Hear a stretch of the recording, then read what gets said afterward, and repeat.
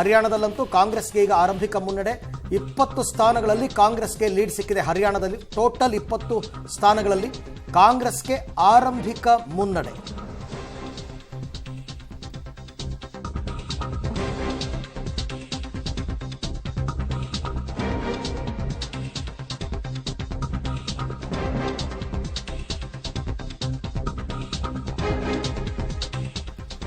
ಸ್ಥಾನಗಳಲ್ಲಿ ಕಾಂಗ್ರೆಸ್ ಲೀಡ್ ಅನ್ನ ಕಾಯ್ದುಕೊಳ್ತಾ ಇದೆ. ಹರಿಯಾಣ ಚುನಾವಣೆಗೆ ಸಂಬಂಧಪಟ್ಟಂತ ಮಾಹಿತಿ ಕಾಂಗ್ರೆಸ್ಗೆ ಫೈಟ್ ಕೊಡ್ತಾ ಇದೆ. ಬಿಜೆಪಿ 10 ಕ್ಷೇತ್ರಗಳಲ್ಲಿ ಲೀಡ್ ಅನ್ನ ಸಂಪಾದಿಸಿಕೊಳ್ತಾ ಇದೆ.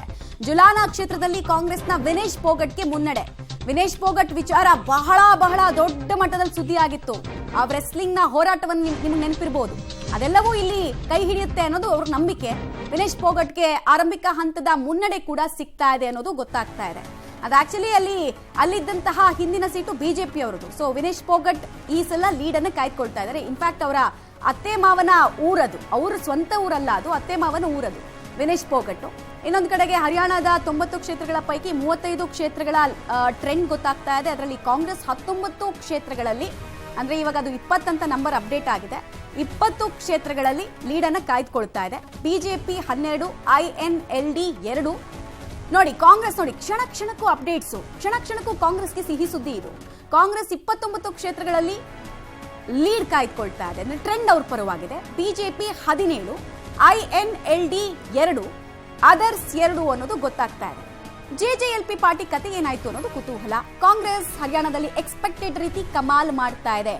ಆಡಳಿತ ವಿರೋಧಿಯ ಅಲೆ, ಬಿಜೆಪಿಯ ವೈಫಲ್ಯದ ಲಾಭ ಕಾಂಗ್ರೆಸ್ಗೆ ಆರಂಭಿಕ ಹಂತದಲ್ಲಿ ಆದಂಗೆ ಕಾಣಿಸ್ತಾ ಇದೆ. ನೋಡಿ 30 ಸ್ಥಾನಗಳಲ್ಲಿ ಕಾಂಗ್ರೆಸ್ಗೆ ಲೀಡ್ ಸಿಗ್ತಾ ಇದೆ.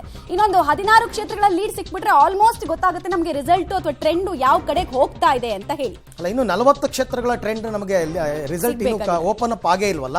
ಸೊ ಹಾಗಾಗಿ ಈಗ ಓಪನ್ ಅಪ್ ಆಗಿರೋದು 50 ಕ್ಷೇತ್ರ, 50ರಲ್ಲೇ 30 ಕಾಂಗ್ರೆಸ್ ಇದೆ. ಇನ್ನೂ 40 ಕ್ಷೇತ್ರಗಳದ್ದು ರಿಸಲ್ಟ್ ನಮಗೆ ಟ್ರೆಂಡ್ ಗೊತ್ತಾಗಬೇಕಲ್ಲ. ಹಾಗಾಗಿ ಬಹುಮತವನ್ನು ದಾಟಿ ಹೋಗುವ ಲಕ್ಷಣಗಳು ಆರಂಭಿಕ ಮುನ್ನಡೆಯಲ್ಲಿ ಗೊತ್ತಾಗ್ತಾ ಇದೆ.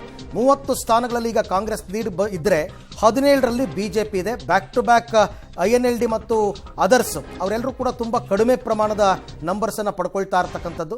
ಇಲ್ಲೇನಾದರೂ 46 ದಾಟಿದ್ರೆ ಯಾರ ಸಹಾಯನೂ ಕಾಂಗ್ರೆಸ್ಗೆ ಬೇಕಾಗಲ್ಲ, ಸ್ವತಂತ್ರವಾಗಿ ಅವರು ಸರ್ಕಾರ ರಚನೆಯನ್ನ ಮಾಡಬಹುದು. ಬಿಜೆಪಿಯವರು ಅಧಿಕೃತ ವಿರೋಧ ಪಕ್ಷದಲ್ಲಿ ಕೂತ್ಕೋಬೇಕಾಗತ್ತೆ.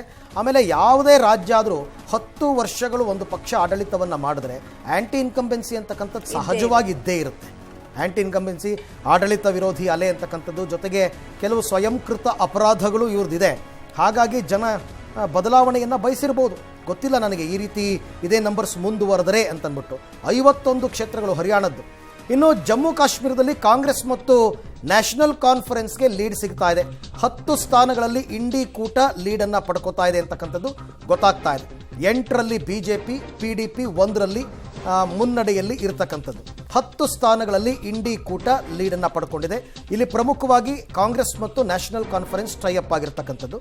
ಬಿಜೆಪಿ ಜೊತೆನಲ್ಲೂ ಇದ್ದಾರೆ ಸಣ್ಣ ಪುಟ್ಟ ಪಕ್ಷಗಳು, ಎಲ್ಲ ಸೇರಿ ಒಟ್ಟು 8 ಜನ, 8 ಕ್ಷೇತ್ರ ಮುನ್ನಡೆಯಲ್ಲಿ ಇರ್ತಕ್ಕಂಥದ್ದು. 10 ಸ್ಥಾನಗಳಲ್ಲಿ ಇಂಡಿ ಕೂಟ ಈಗ ಸದ್ಯಕ್ಕೆ ಲೀಡನ್ನು ಪಡ್ಕೊಂಡಿದೆ. ನಾವು ಪದೇ ಹೇಳ್ತಾ ಇರ್ತೀವಿ, ಇದೇ ಅಂತಿಮ ಅಲ್ಲ, ಇದು ಕೇವಲ ಅಂಚೆ ಮತಗಳ ಎಣಿಕೆ ಮಾತ್ರ. ನನ್ನ ಪ್ರಕಾರ EVM ಕೂಡ ಇನ್ನೂ ಓಪನ್ ಆಗಿರಲ್ಲ. ಹಾಗಾಗಿ ನಾವು ಈಗಲೇ ಯಾವುದೇ ಕನ್ಕ್ಲೂಷನ್ಗೆ ಬರೋದಕ್ಕಾಗಲ್ಲ.